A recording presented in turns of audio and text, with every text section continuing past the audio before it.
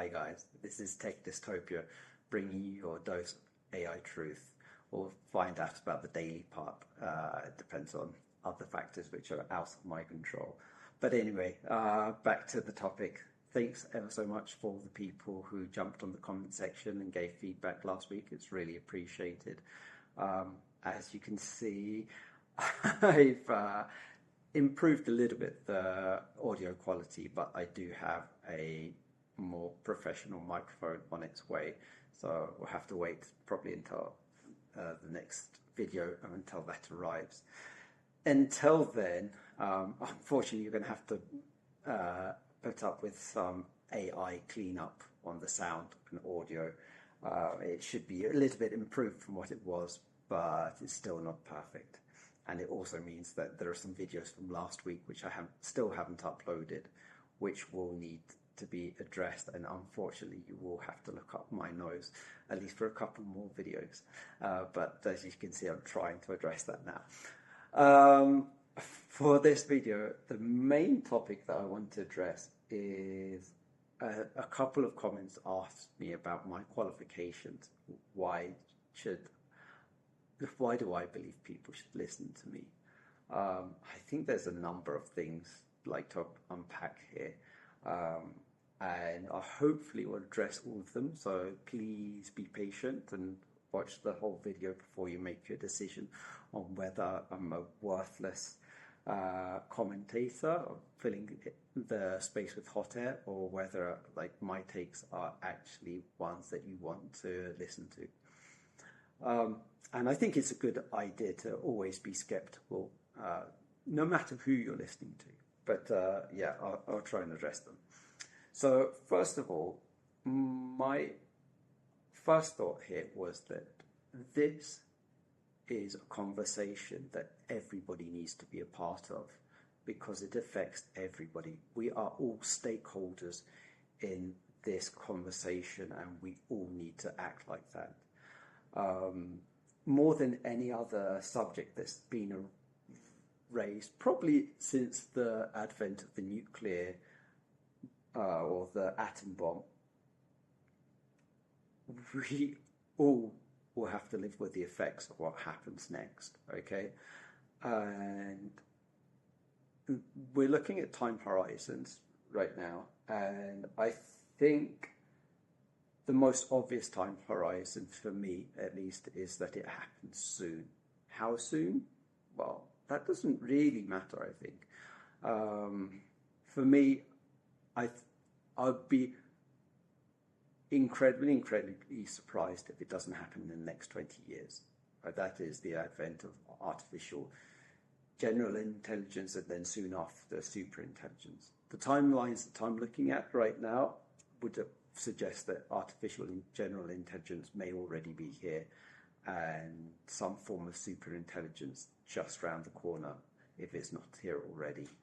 But that's kind of unimportant, at least with regard to whether we should be giving this our thought. And my biggest thought here comes not as my personal stake in this, but the stake that my daughters have, and my position as a father of two wonderful little beings of 3 and 1 years. And I just feel like I want to give them the best world possible. I want their inheritance to be a world which they can enjoy, a world which is biodiverse and has opportunities for them, and a world which they can explore without being in fear. And yes, they occupy me 24 hours a day. When I'm not with them, I'm thinking of them, and I'm thinking how I can make their world better. From a personal background, I think first thing I would say is that I come from a family of scientists. My mother's published papers on coronavirus, and yeah, my eldest brother's a world-renowned in his field astronomer. Not that I think that matters, but I think perhaps for a basis of where the sort of conversations that I've been having at home since the age of, well, as far back as I can remember, has been perhaps a little bit different from the norm. And another thing that comes to mind is the sort of conversations tainted, I guess, by my father's experience, who came from a childhood where he actually lived through a dictatorship, and the sort of things that he talked about up until this day and how that has affected his mentality. And it's something that I'm aware that I don't want for my children. I think it's something that's hugely, hugely important that we get right. Sorry, I've had a list and it's just just disappeared. Moving on from that,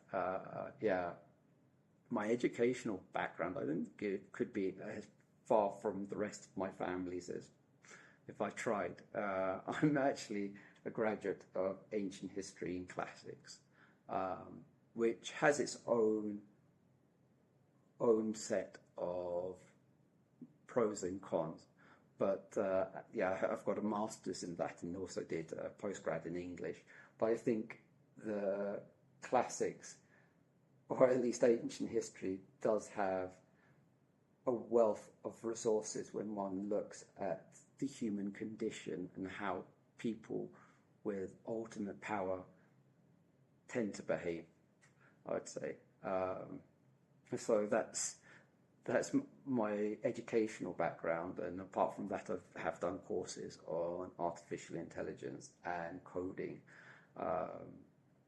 The first coding course I did was back in 2017, and I've done bits and pieces since then. I've also spent a lot of time writing and doing some journalistic work, and especially with regard to existential risks. So these questions have been going around my head for a long, long time.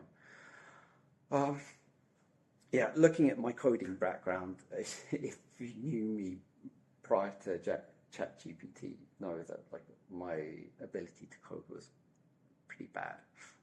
It's not my forte by any stretch of the imagination, but it has given me an insight to just what these models kind of mean for humanity. Because when ChatGPT came along and I started using it, I was very quickly able to code up things which beforehand would have taken me a long, long time, and something that would have been impossible with my full-time job. From there, I've also seen the evolution of the ability of large language models to aid a coder and to progressively do more the first time round, and also to help when a novice gets stuck, to the point where my own projects have developed hugely. And also I'm starting to see the world differently. I've got a book in mind that I'm starting to get together, and I was looking for a simple, distraction-free word processor or something like a digital typewriter. And I went on to Amazon and saw that there was one that was at €1,300, the one that looked quite nice. And then the cheapest I could find was at €300-400. I was like, what? Why? And then I thought, I can just make it myself. And this is what I'm going to do. But anyway, it's neither here nor there, apart from saying that this thing, whether you like it or not, is already changing the world. And perhaps what I'm trying to explain is my own little insight into this. I think it's probably good to mention my family connections here. My eldest brother, as I said, he in his niche in astronomy is world-renowned. And his own journey to artificial intelligence is a telling one, that he, for a long time, was a programmer and somebody who used shortcuts to make their work more efficient and unleash greater capacity using coding tools to really maximize their intelligence. Now, about 5 or 6 years ago, he saw this little niche in the transformer architecture, and he was able to realize that's what I need to get into. And he started to teach himself it, and he taught himself in a very quick amount of time, and then started applying it to his own work. And it's got to the stage now, he's very lucky that he has tenure and is able to pretty much guide himself. He's cleared his plate of everything related to astronomy, and is now going full steam ahead into machine learning, because that's where he sees his point of most interest. And so going from using machine learning to help in astronomy, he's now only interested in machine learning. And last year we started a project together to try to code a stock analysis program, and like the architecture that he's created is starting to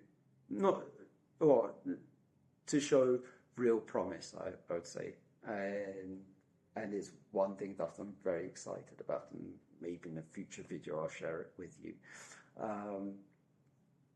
Until then, I would also mention as well, another influence on this channel is my brother-in-law, who worked as first a petro engineer and then data scientist, and he's been hired since to work with a music streaming service, working on algorithms.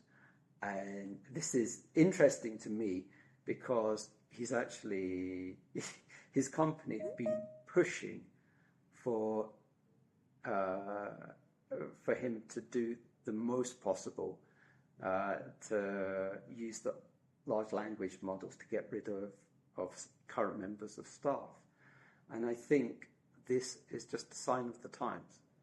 So anyway, there's the video. If you still think that I might have some interesting perspectives, for sure, click that subscribe button. If you think I'm a fool and don't know anything, you're welcome to comment it down below. And yeah, I hope this was interesting, and hopefully the following videos will be more into the meat and potatoes of what I'm trying to accomplish here.